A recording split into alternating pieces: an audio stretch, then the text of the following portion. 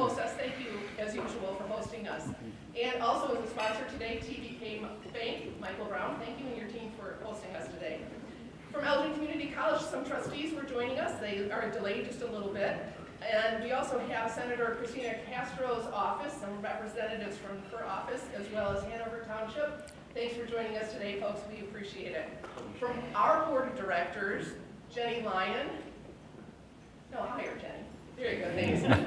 Mike Wong, Yannette Medina, Lisa Barron, Mike McKay, Amanda Garcia, Dr. Sam, Jim Kopanek, and I think that's it from our board. And then our team, Tony, where are you, Tony? Oh, Tony, and Terry, way in the back, and Yesenia. Thanks for all that you do.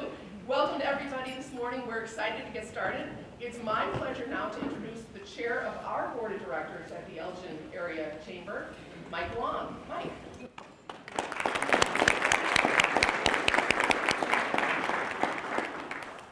you, Carol. Good morning. How's everybody doing today? Good. All right. So, as you heard Carol say, my name's Mike Wong. I'm an attorney with Edmondson Davis, formerly known as Smith Edmondson. We've just recently switched. I'm a labor employment law attorney focusing on the management side, and I happen to be the chair of the Elgin Area Chamber this year. So that's what I'm here today, and my duties for that. Now, the Elgin Area Chamber is proud to team up with the City of Elgin in supporting our business communities and continuing to ensure that we're a leading center for commerce and industry. Now, today's event, we're going to learn some interesting information. We want to find out what is going on with the city. Not only that, it's an opportunity with us to meet with city officials, talk with them, find out what's good, what's going on. Now, who's the main person? The guest star? Elgin Mayor Kaptain. How are you today? Doing well. Fantastic. Now, one of the things I think is wonderful about this, and going back a little facts of Elgin, you know we are the 6th largest city in the state. It's hard to believe, right? 6th largest city. Now you take out Chicago, we're in the top 5. Now, we have 115,000 residents that we've attracted businesses from not just throughout the state, but throughout our nation, as well as from the world. Thank you, Tony, for doing that. Now, we have an incredibly diverse population. In fact, that's one of the reasons that drew me to this city. Our housing, our businesses are also diverse. What's interesting is you look back on our history, and we grew from what was a small agricultural farm town on a river with a clock factory to now what we are today. In fact, an interesting fact about myself is my father is from China, and he passed down from me an Elgin watch that he got from his grandfather who was over here in the United States. He got it from the clock factory. So it has impacted people across the world when we talk about this. Now, when we talk about the city itself, not just the location and resources that have made it great, but the growth that we've seen is important because of our governmental officials. We couldn't have done it without you guys. So, going to Mayor Kaptain, he's an Elgin native. Graduated from U46, Tony Sanders would be very proud of that. Went on to earn a Bachelor of Science degree from Bradley University. He's a retired chief chemist and process control for the Fox River Reclamation District. From 1999 to 2005, he served on the Planning Commission. In 2001, he founded with others the Elgin Community Network, which he's now served as the executive director since then. In 2005, he was elected for the first time to the city council, and then in 2011, he was elected as our mayor. Needless to say, a lot of accomplishments. I've heard you speak before, and I'm very excited to hear what you have to say today. So would everybody please help me in welcoming Elgin's Mayor Kaptain to the stand here.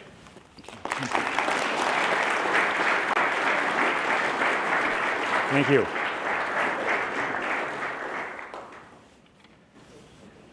Give myself a little room here. Good morning, everyone. Really a pleasure to be back out and to see everyone and be here in person. It's been a long time, 2 years for many of us, and been doing a lot of things that I haven't done in a couple years. Okay. Okay.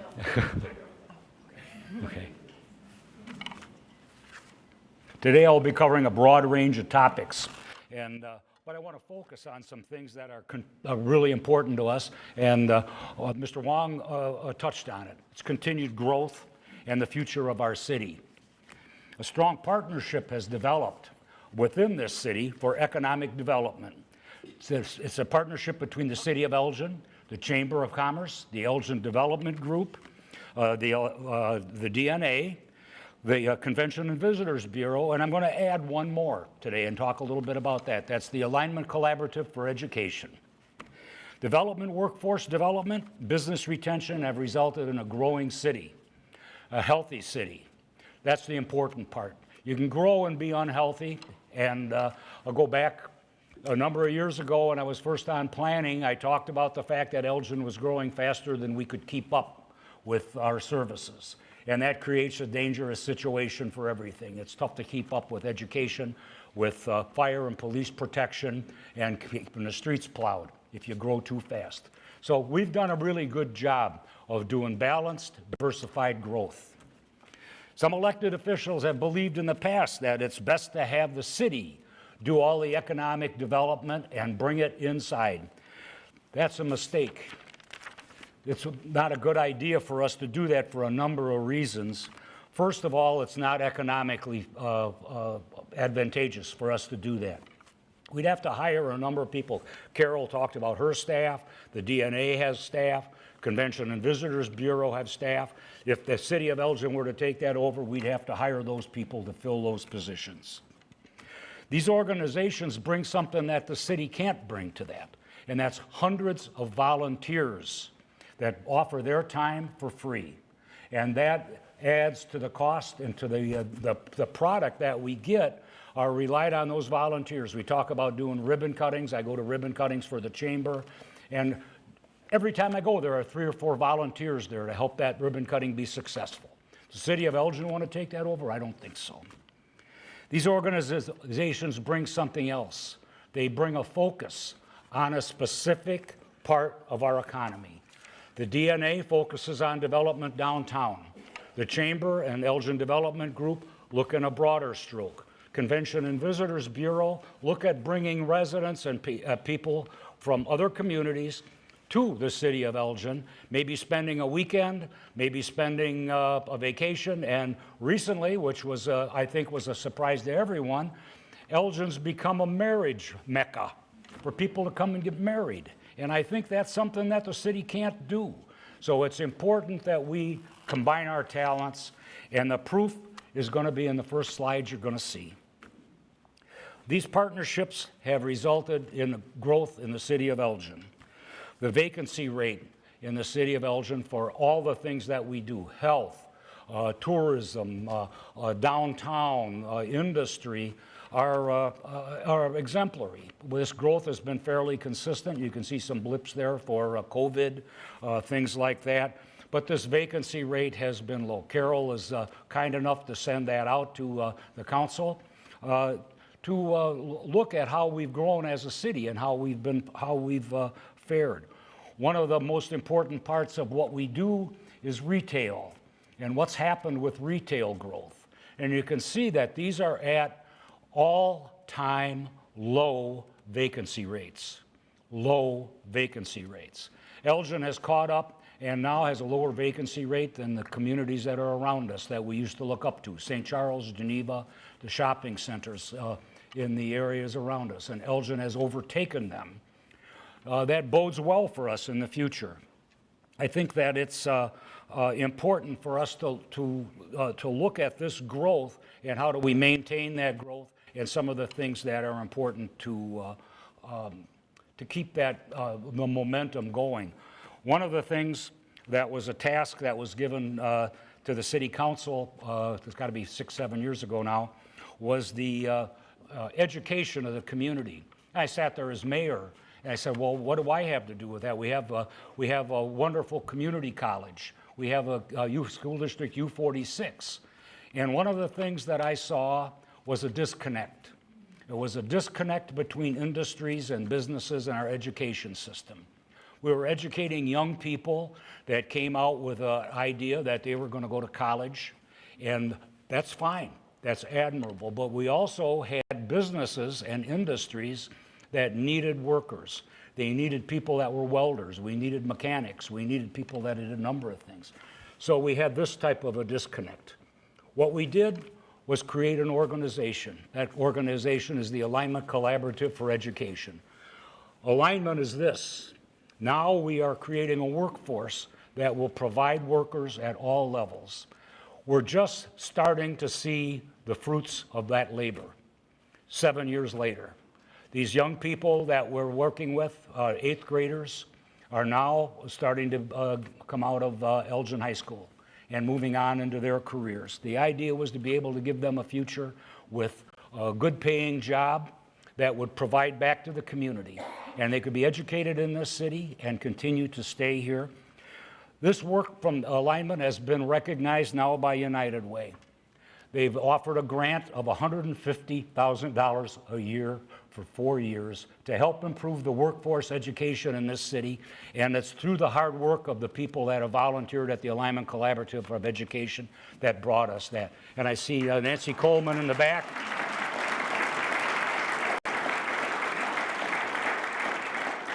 Education's the foundation for our long-term future growth. This program of Alignment, when we started it, said would take 20 years. Nothing happens very fast that's worthwhile. It's going to take 20 years before we see young people. And I go back to Apple and young people under the age of 5, where education starts. And we teach them how to read so that they can read to learn when they get older. And that is important for us so that we move forward as a group. And we want to educate young people, and it will take 20 years before we'll see the benefits of teaching those young people how to read and how it's going to impact our community. ECC is nationally recognized as one of the top community colleges in the United States. They're in the top 25 of over 1,000 community colleges in the United States. And Dr. Simon, the hard work for the people here, should be recognized for that as well. Elgin is a city of creating options for students, for industry, and for our economic growth. Elgin is not a city of entitlements, it's a city of opportunity for people to advance through their hard work, through their initiative, and through their thought and their brilliance in creating a business and an industry that's going to be successful. A lesson that I learned a long time ago, back when I was on planning, back in 2005 or somewhere back in the Stone Age, I guess, that I met with a developer after a planning commission meeting, and we're out in the hallway, and I asked him, he got turned down and sent back because he didn't have enough information for traffic or a tree study or something like that. I said, let me ask you a question. I said, how does that impact your growth, and how does that impact what you're trying to do here? He said, Mr. Kaptain, I spent more tonight on bringing attorneys, no offense, to this meeting to talk about us moving forward than I would spend on the studies. So that created a seed in my mind that I said, what if we put together a chart that shows all the things that a developer will need to do business in the city of Elgin and do their development? Would that be an advantage to you? And he said, absolutely. That resulted in Elgin coming up with a program that we called fast tracking and allowing businesses to come to Elgin and not spend a lot of time going back and forth and back and forth and back and forth with City Hall to get a project on the ground. That has resonated across the country. People have come here and said that this is important for us. It's more important than giving us money. And that was the trend back in the 10 or 15 years ago. We'll give cash donations to people. $100,000 didn't mean anything to somebody that's building a $40 million facility. It's more important that they get their feet on the ground and that they can start producing what they produce. The cash incentive program has kind of gone away. We don't do that much anymore. We do some through relief in maybe sales tax or relief in fees and permits. And those are the kind of things that we do in fast tracking. But the idea is to get people out onto be able to start their project. One of the groups that we met with, and Tony Lysenko had me do a Zoom meeting with them, was Atlantic Packaging. And they were looking around the United States for a place to go and build the largest corrugated box factory in the United States. And they chose Elgin. And one of the reasons was fast tracking. What we did for them was make it easy. Sat down at a Zoom, they're a very casual bunch of people from Canada, and talked about what Elgin was like and what Elgin's like as a city. And that means as much to many of these big industries as what the community is going to do for them. Where do you educate your children? Your family is going to move here. You're going to have employees that are going to be here. How do we educate people to create a workforce for you? Atlantic Packaging decided on Elgin over some major cities in the United States. They're building a $30 million facility, 500,000 square feet with 150 employees. And that, to me, signifies what the future growth for Elgin is. We're on the right track to do that. We're making growth. We're doing great progress. We waive fees, we do future sales tax, but we don't offer cash anymore. One other person that I think that came here and it stuck with me for a long time was Dick Portillo, when they built Portillo's. And they had about 60 restaurants around the United States. So it's not just big manufacturing facilities. It's a guy doing a restaurant. And he came to Elgin and he picked a location and he chose it himself and built a facility there. And he came to the city council and he said that Elgin is the most business-friendly community he's ever worked with in building restaurants. That's important. That resonates with other people, and don't think that that doesn't get passed around. The unprecedented growth of both residential and business growth also creates some new problems for us. We'll be looking at adding a number of new employees to keep up with services. We haven't done that for a number of years. As we continue to grow, the services start to get stretched. And it won't take long before our community will come back and ask us, what's happening? How come my street's not getting plowed as fast as it was? How come we're not seeing as good a response when I go to City Hall and ask a question? Those are things that we have to address. The slide that you're seeing shows those positions that we're creating, and this will probably be an ongoing process for us. And we have to adapt. You have to adapt to the times that we face. We must continue to work to make people safe and maintain a good quality of life. There is an increasing need in this community for rental housing, both affordable and market rate. One of the things in the graph that you're seeing is that we're falling behind. And when a community of this size has less than 100 available rental units, we're facing a problem. But the private sector is stepping up in a number of ways. We've had additions in the past few years. We've added over 300 market rate units along Randall Road and in the center city. And we have another 300 that are in the pipeline. We're adding apartments. Brian McGuire here, and we just did a project that took some time. People think things happen and we flick a switch and these things just happen. That took 7 years. It took almost a decade for Mark Ebosher to build the apartments out on Randall Road in the Northwest Business Development. Those are things that take time. So we're planning to do that. We're working hard to do that, and the private sector is stepping up. We have a number of private homes that are going to be developed as well. We're one of the fastest growing and have been for a long time in housing starts. The key here is balanced growth. In rental housing being filled by the housing industry, we're seeing both affordable and market rate. Many of the facilities, we have a couple now that are being proposed. One is by AID along State Street. AID, we did one on Larkin Avenue. We are having the Hanover Township spearheaded the growth. That's going to be a development for mentally handicapped or mentally challenged people on Chicago Street. So we're seeing both kinds, and that's important. It's balanced growth, so we all move forward together. The gaps are being identified and the gaps are being filled. We have a couple projects that we've been working on and this has been going on with Shodine now for, Rick, correct me, at least 12 or 15 years. And I poked Dave Patzlet when he left. Thanks for getting this job done so fast. And they're developing houses out and rental units almost out at the far western edge of Elgin. We have a project that's in the pipeline on Summit Street.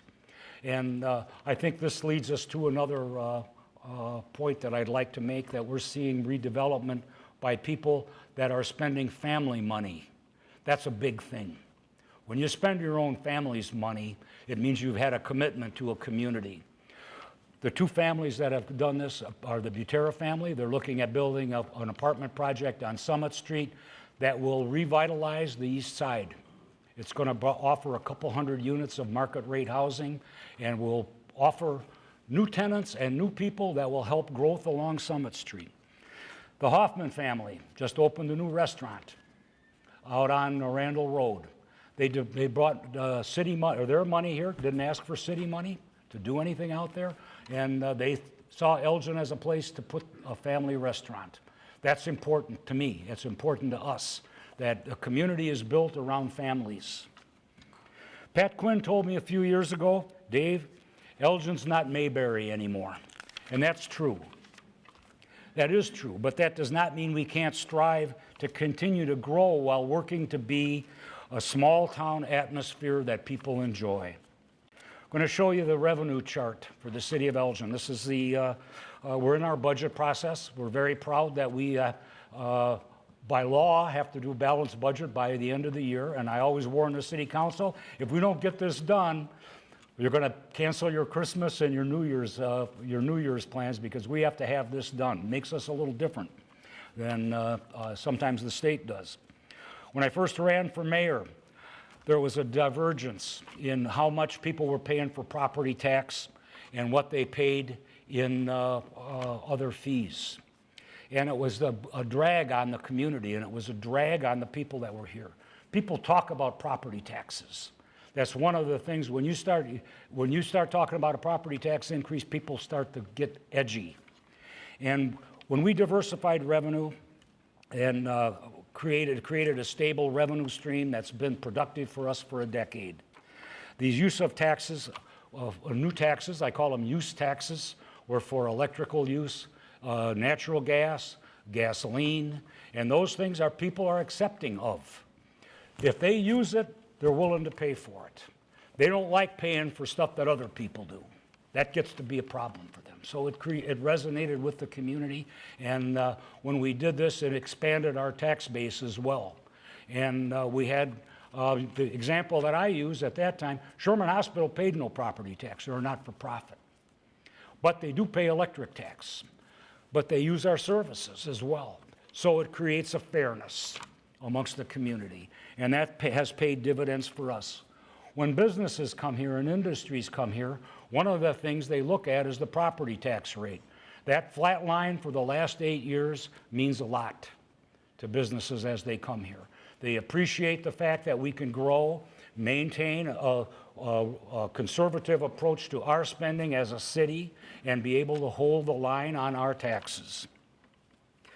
People are happy to pay their share. Businesses and residents like stability, so they can plan for their own futures. We have adopted a wider vision that allows us to look at a 3-year plan for purchase of service agreements. We used to do it 1 year at a time. But boy, oh boy, I said I kind of hated to sit down and have that discussion every year. So now we do purchase of service agreements for 3 years for the chamber, for the DNA. We do look at longer term contracts for waste disposal and our labor contracts. And I want to stop a moment and congratulate the unions with the city of Elgin that represented the SEIU Public Works, SEIU Clerical, and our fire employees for working on compromise agreements that satisfied both sides.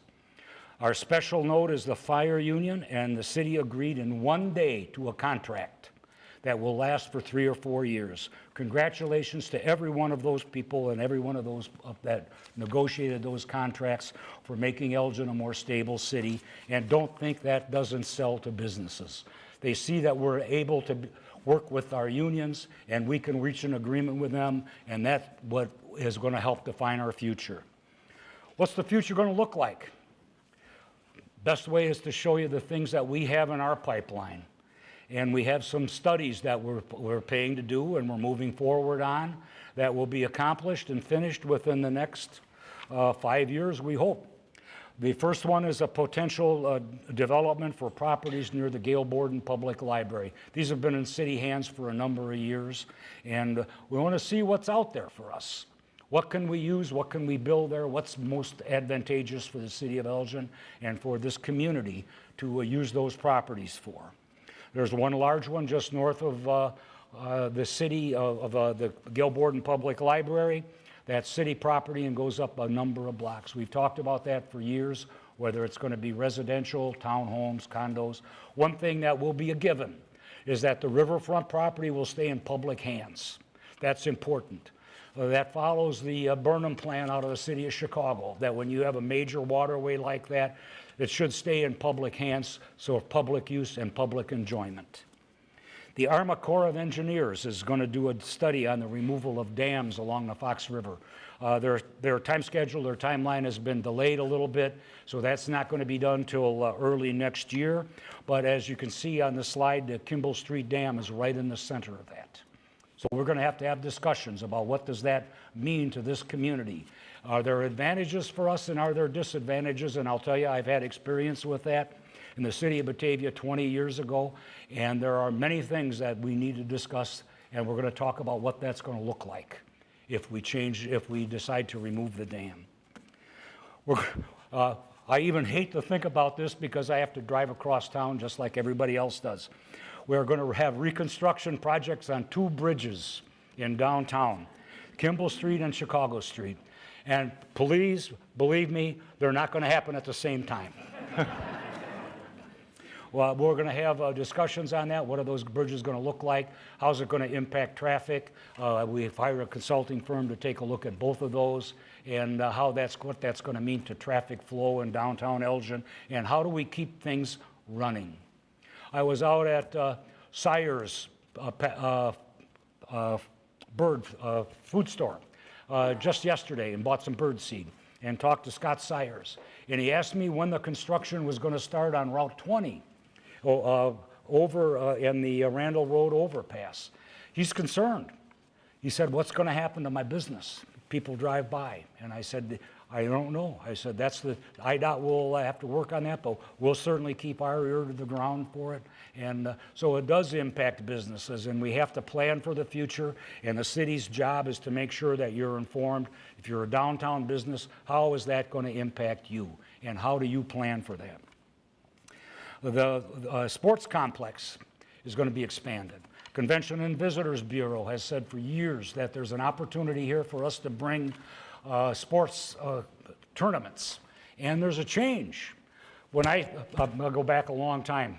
I played softball, fast pitch softball in the city of Elgin in the late 1960s and early 70s.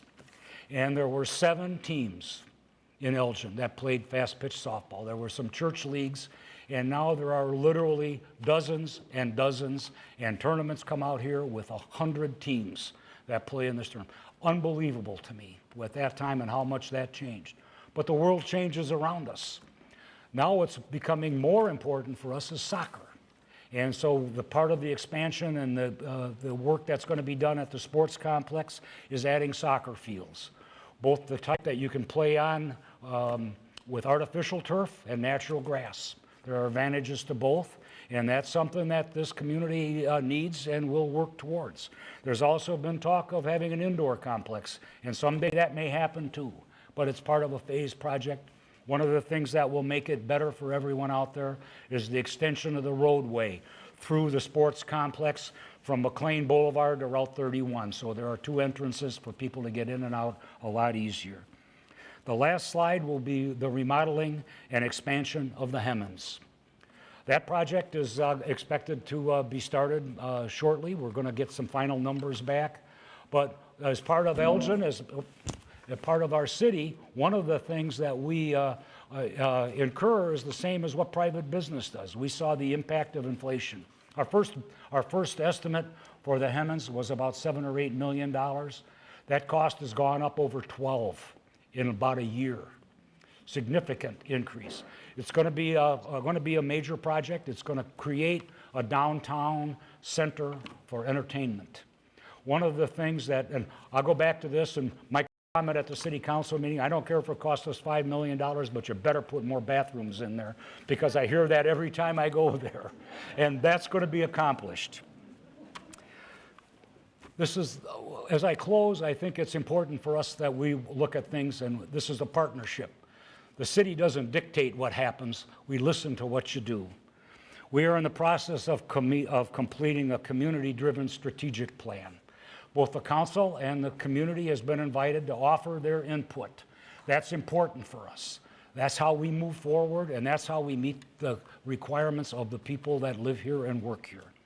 The future of the city is in the hands of its business leaders, its businesses, and its residents, and people like you. City staff and I are always at your service to make your vision of the future of the city of Elgin a reality. Thank you for being in attendance today, and thank you for listening. If it's up to Carol, if we have a few minutes for questions or comments, I'd be happy to answer any. Thank you.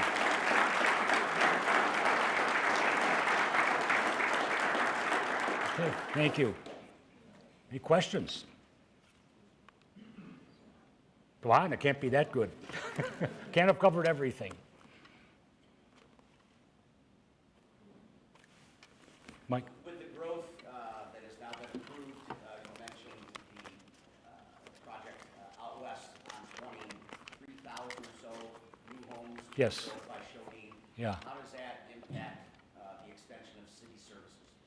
It certainly, when I first ran for city council, that was one of the developments, one of the things we talked a lot about, was that we were developing in fingers, like a hand. And you create these little pockets that make it very hard to deal with.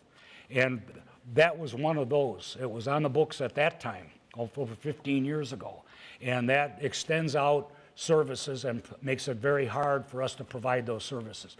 But we do have agreements with our representatives, our fire department are here. We do have mutual aid agreements that will help cover that. It does not mean we can't service those, but we will be using the assistance of other fire departments. And one of the big things that we need to talk about that a little bit as well. I think it's important that we understand that most of their calls are for emergency calls for health and not necessarily for fire. So the response time there is absolutely critical to save someone's life. And the closest person goes to help and stand up. I think one thing I neglected to touch on, and I think it's important, when we talk about people living where they work and creating an environment where people can live and work in the city of Elgin. It took me a long time. I never understood. And I didn't understand why the people in Elgin work in other communities. And it's about 70% of the people that live here don't work here. They work in other communities. I got some books from CMAP. And they compared other communities and did historical and current growth numbers for other communities. And I looked through their literature and through their writing, and virtually every community is like that. It's like, it's us, I guess, it's people. And you don't necessarily live where you work, but I think that's important. I think it's an important part of what we do, and it makes some sense that you do that. I talk to businesses about that. Is it the end all and be all for that? No, it's not. But it creates kind of a different spin for me and why people do things the way that they do, and people are people. That's important, and Mike, it's important when we talk about extending our services out there. We still have to plow the snow, we still have to do all of those things. We're going to have to create a roadway that's going to be out there. We maintain the streets that are going to be out there as well, but it will spur development around it. And I think that's one of the important things. You touched on the coordination with IDOT around McLean and 20 and Randall. Yeah. That work. Certainly, when you bring 3,000 homes further west and 20 narrows down to 2 lanes as it heads towards the east, is there any coordination occurring with the state of Illinois? Well, now you touch on a sore subject with me. Yeah. When we did McLean Boulevard, I had a meeting Representative Moeller was there. We had meetings with the businesses that were around McLean Boulevard as to how this was going to move forward and what was going to happen. And I sat there at a meeting with the people from IDOT, and they lied to me and they lied to Anna Moeller and told us what the project was going to be started. And they came back 3 weeks later and changed their mind, and I was so mad you could have fried an egg on this bald head of mine. And all I ask is that they tell us the truth. And if this can't happen, that's fine. If something happens that knocks your program off the rails, that's fine as well. But you need to tell us that and be honest. And IDOT, we've been looking at the expansion and the changes in the roadways from Shales Parkway all the way out to Route 47 for a long time. And that's a long-term project for us. And I've tried to be involved with IDOT in making some changes to their roadways, and they have their game plan, and they have the way that they do things in their programs as well. They're dependent on tax money just like we are and other communities, so it causes a problem.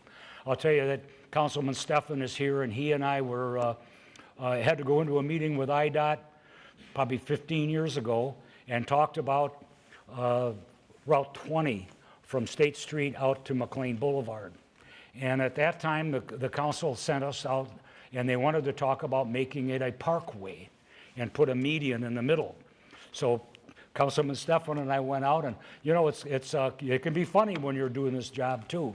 And we went out and had a meeting in Schaumburg with the people from IDOT, and I told them what the vision was for the city of Elgin. And the person that was the head of IDOT at that time looked at me and said, well, yeah, we can change that, but you will go to the bottom of the list. So I took my stuff, folded it up, and said, thanks a lot, we're all done here. Came back to Elgin because we needed to get that project done. So they put you on a priority list, and if you change what they're doing, the engineering was already done, the work was already done, and that project was well on its way to be in progress. And for us to come in at the 11th hour and say we'd like to change it didn't sit well. And I learned that as well. So it's important, but we need to plan for the people that are going to live out there. We need to plan for that growth, and that's part of IDOT's vision. They won't build until they see that is actually going to happen. They're not going to invest that money until they see that growth out there. And tell a quick story. I don't get stumped very often anymore, people asking me questions, but I was at a tour for some Cub Scouts, and down at City Hall, there were probably 30 Cub Scouts there. And we got done, and I said, well, we standing up in front of where the council meets, and I said, are there any questions? And this little fellow stands up, he's about 7 years old. Yeah, when are you going to straighten that curve out on Route 20? And I stopped, and I looked in the back, and his father's in the back, and waved at me. So that stumped me and took the air out of me. Anything else? Yep. Yeah.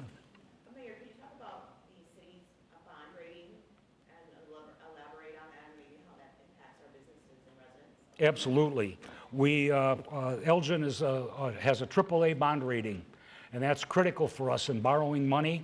It's critical for us, and one of the things I believe businesses would take a look at when they come to a city is what's the bond rating there, because that gives them an idea of how that city is run. And I'll share this with you. It was I was at an event for the Salvation Army not too long ago, and my wife Sandy and I were sitting at a table with Tom Rosser, and Tom's a pretty conservative guy. If you know him, I'm pretty sure that. My wife's pretty liberal, so they were sitting next to each other, and I thought, oh boy. And we're having a discussion, and he talked about cities and municipalities. And he said, most cities, he said, are terrible. He said, I think the best run city is the city of Elgin. And I think that reflects back on city staff and the city council and the community that we are. And from him to say that, he owns property in this city, and I think that means a lot. The AAA bond rating that people look at is extremely important. And Sean Stiegel, we were having a discussion, and he taught classes on economic development and bonds and doing budgets. And in his discussion, he said he thought that Elgin, because of our demographic, our large minority population, we have a fairly significant population of people under the poverty. We may have the highest bond rating for a city like that in the country. It's easy if you're Naperville to be able to get that AAA bond rating. It's very hard for a city like the city of Elgin to do that. We've had that bond rating, and we hold on to that as tight as we can. And that's important for how the city grows. So thanks for the question. Anything else? Okay, thank you so much. Have a great day.